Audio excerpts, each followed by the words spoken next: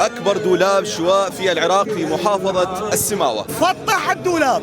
هاي جديدة. اليوم عندنا أكبر دولاب شواء بالعراق ينصب بمضيف أحباب القاسم. هذا تم تصميمه من قبل كادر هندسي بطول 3 أمتار ونص. ما شاء الله. حاليا احنا يوم امس كان بسمج تم شواء اكثر من يعني طن ونص الدجاج، والان محولين تقريبا اكثر من 10 روس غنم.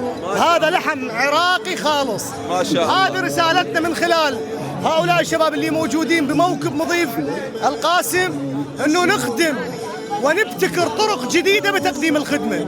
كافي انه احنا نحط المفتح على البرشة، لا، السماوة معروفة بكرمها. احنا اليوم بجنوب العراق بنتحدث، وبالاخص مدينة السماوة اثبتت للعالم انه هي مدينة كريمة، باعتبار ميسورين الحال بذلوا كل اموالهم من اجل خدمة السائرين صوب مدينة كربلاء المقدسة.